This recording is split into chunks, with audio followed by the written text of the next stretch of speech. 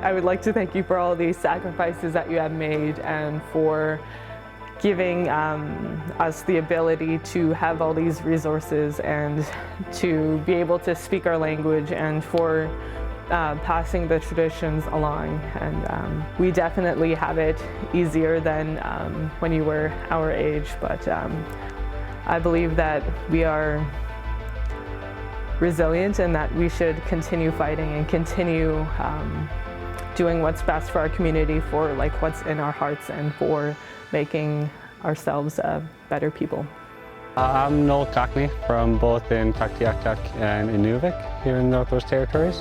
And the biggest thing that I've done growing up was learning from my grandparents, my Bill and Lucy Cockney, who basically taught me everything I know about actually living out in the land, teaching me a lot about our culture of like subsistence hunting, fishing, stuff like that.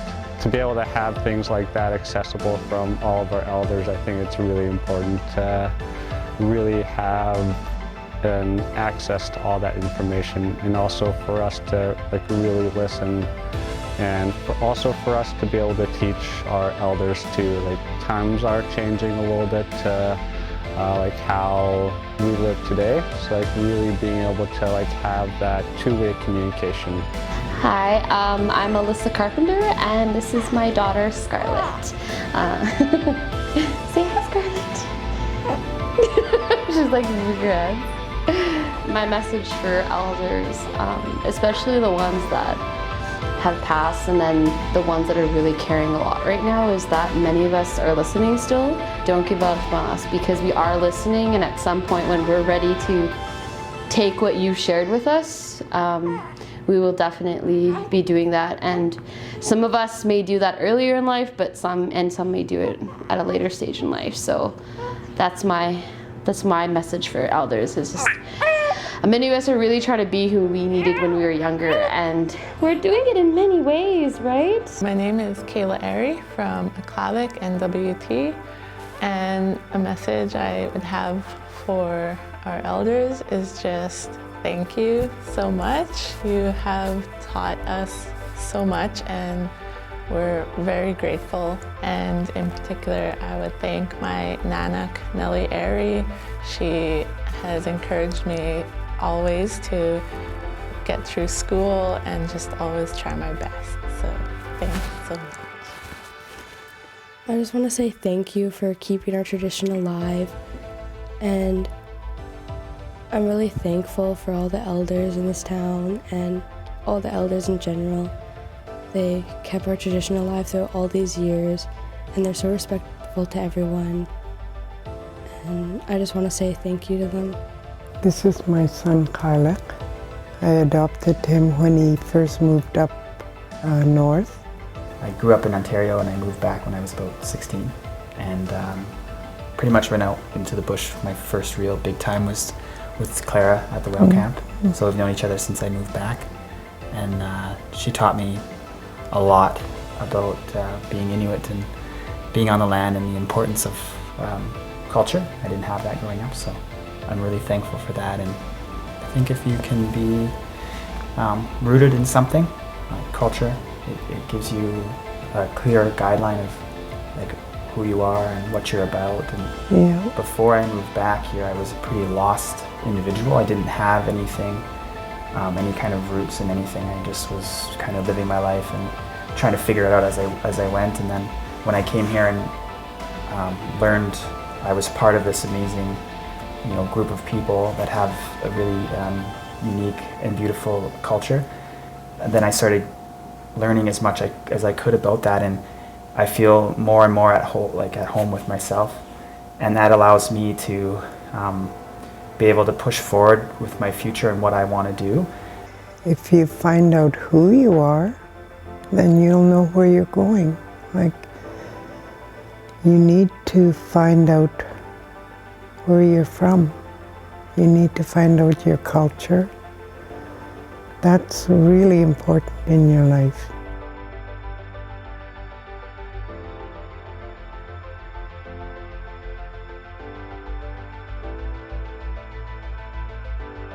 My name is Sharon Ann Furret. I come from Aklavik, from a small town. Grew up on the trap line. I grew up with 6 brothers, 7 sisters, and we were not wealthy in any shape, form. We're raised to do the best we can, no matter what. So that's where I started my journey in life, was on the trap line in Aklavik. And it's really incredible because both Shirley and I, to be very, very honest, but also humble about it, we are the most decorated Indigenous women in Canada, in the Northwest Territories. So we set the example for not only in sports but everyday life, because you can accomplish what you put your mind to. So every individual, young and old, if you have a passion for something in life that you want to do it. Don't let anybody hold you back. As a young person, decide what you want to do. Like anybody that's successful in life, it takes them years and years and years to be good at one thing. And if you're good at 2 things, that's a blessing. 3 things, that's super, super blessings.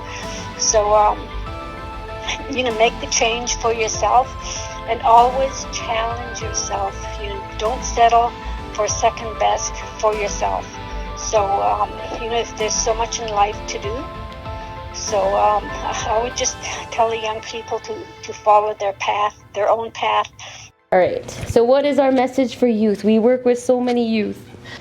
Really explore who you are and take advantage of so many opportunities, even if it really scares you. So that's like going beyond your comfort zone, whether it's going to school, new jobs, traveling somewhere for the first time. When you do things like that, especially if you leave your home community or you try something new, think of other people, think of your siblings and your cousins, and when they see things like that, it really gives them that little courage and boost they need to continue things like that. And then that's when you see so much more positivity and healthier communities and people coming together and celebrating who they are. And that's what I think our elders really want us to see, is carry that on, because that's honestly where we come from.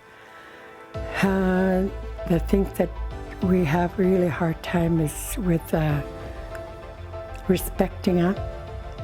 We have to respect the land, the animals, and where we live. Where we live is out on the land.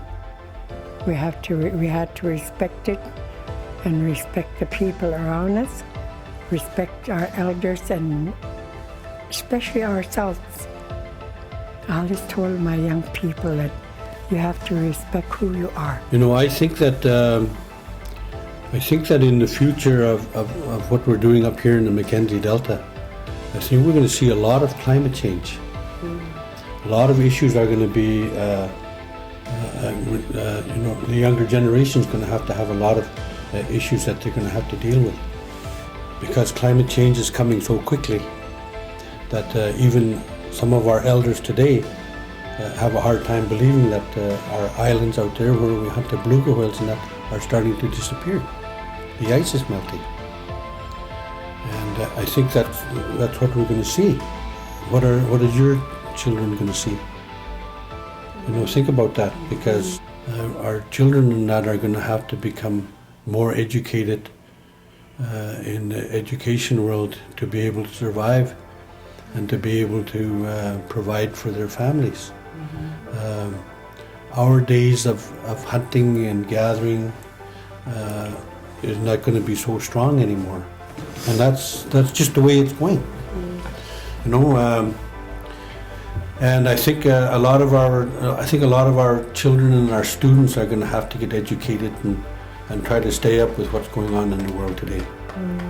I think we have to try to make it a better day tomorrow. My message for other young people is to respect everyone, even their elders, and to stay with their culture and have respect for their culture. The message I would like to share to my fellow youth is that I would like to encourage you to keep on doing what you're doing and to keep trying if you're trying to learn a language, even if it's just one word a day. It really adds up, and that you're not alone. Everyone has these types of issues in our communities, and that there's always someone there who cares and someone there to speak to. And I would just like to encourage you to keep doing what you're doing and to dream high.